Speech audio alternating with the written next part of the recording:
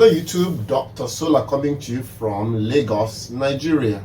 So it looks like my head is tilted. It's actually the camera that's doing it. Tilt, tilt, straight. So, today I'm going to talk to you about something more serious. The sides of our business or the sides of what we do that we do not see. Before I start, however, if you have not subscribed, please click the subscribe button and also hit the notification icon so that when we post new videos, you'll get notified.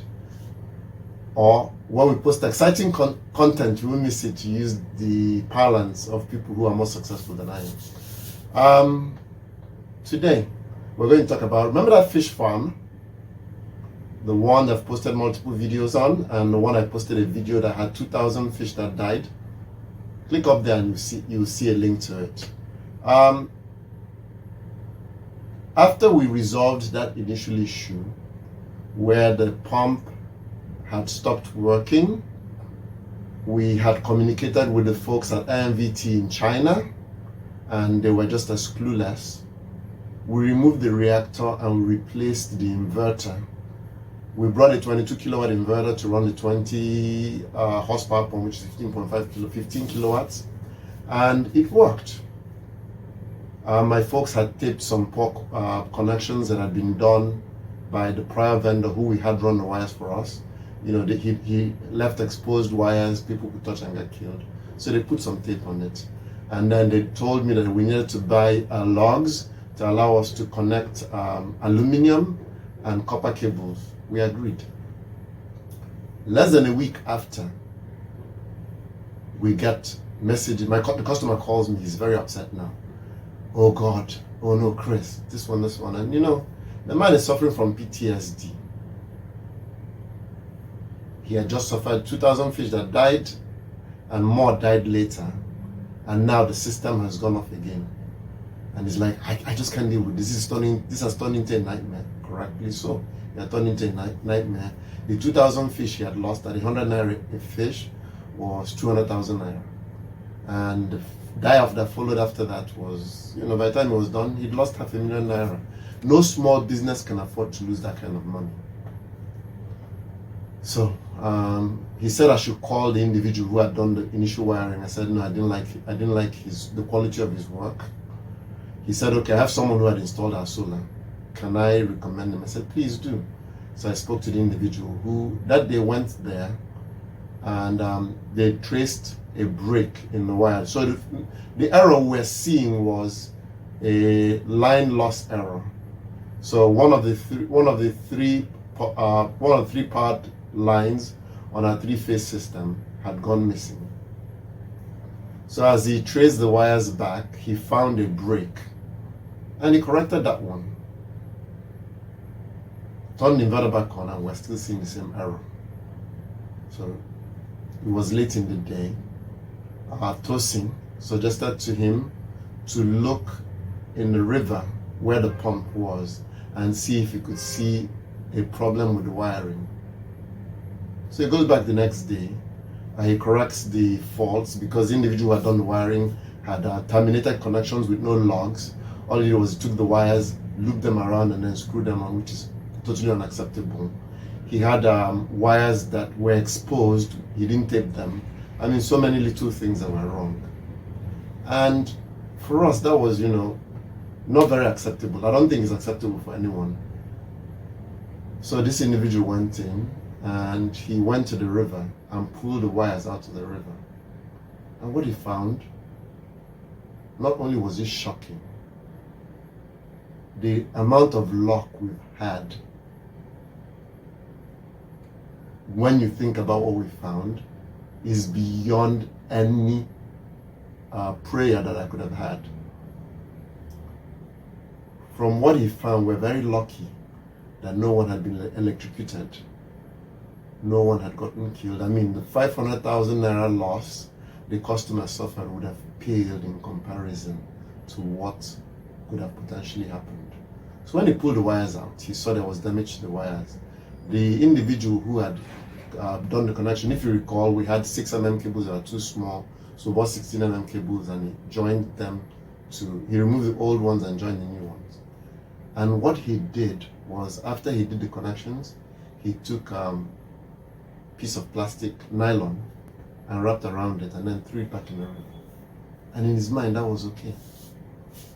And can you imagine if someone had stepped in there so what had happened, what had seeped in and caused damage to the cables, and we're lucky they were aluminum cables as opposed to aluminum joining copper. Could you imagine if it was copper cables all the way through? So we could have killed someone. Because that river, people are always in that river. It's not just his side of the river that people come into. There are other, it's a community, a cooperative. So the other people are going to the river to insert their pumps. Can you imagine 380 to 400 volts flowing through that water and someone steps in? I sent a message to the vendor who had done the job. And his job was, sorry, sir. His answer was, sorry, sir. And in my mind, if we killed 1 or 2 people or 3 people even, would sorry, sir have sufficed? What explanation would my customer have given to the family of the person that had died to justify that shoddy work? And what would I possibly have said to my customer about, how would I explain it? What would I have said to them to say, look, I'm very sorry. I'm very sorry doesn't bring people back. I'm very sorry does not heal the kind of injury that could have happened. And how would I have explained that? How could I have slept at night knowing that it was just sheer carelessness, sheer I don't care, sheer I don't give a damn attitude that resulted in death of a person? How would I have dealt with that? And these are the kind of things you find in Nigeria. I had a friend about my age. She had hot water heater installed by an electrician. And the next day she goes to take a shower and she gets electrocuted and she dies. I'm sure the guy who did the job went missing because he knew that if they caught him, he was going to go to jail. But it wouldn't bring her back. And the same nonsense again that we just found here is like you just can't seem to trust third-party vendors to go do very simple things and do them correctly and apply good conscience and apply good practices. You just don't seem to see that.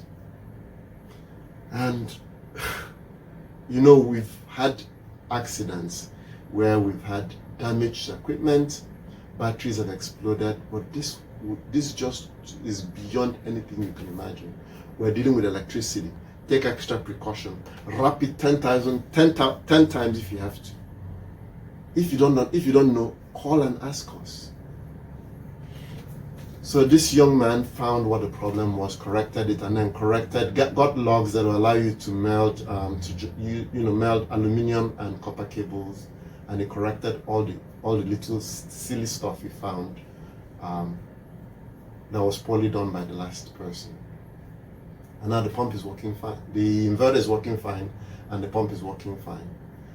I've told the customer for us to build some redundancy into these systems. He's going to move the panels 200 meters closer to the pond, so we don't have to run wires as long. That's one. Number 2, all the pumps should terminate in a chamber, and from that chamber disperse it to the 50 ponds. Sorry, all the pumps, yes, should terminate in a chamber, and from that chamber disperse it to all 50 ponds. So even if one pump goes off, there's still water going to the ponds. So those are suggestions we made to him to build redundancy. But seriously, I'm very thankful we didn't kill someone. I'm very thankful we didn't maim someone. I'm very thankful we didn't have to have a conversation why someone got killed. So folks, please, if you play with electricity or if you do something, be very careful. You can kill somebody if you don't know what you're doing. Once again, this is Dr. Sola coming to you from Lagos, Nigeria. If you like what you see, give me a thumbs up. I thank my folks in Kenya who gave me Hoba. I've spoken to the lady Janice, and I'll be buying replacement inverters from her. That's it. I thank all of you also for your contribution. And if you have suggestions as to how we can make these connections more watertight, especially in Nigeria, I welcome them. My folks will go and revisit, turn everything off, and make them even more watertight than they are. Once again, this is Dr. Sola.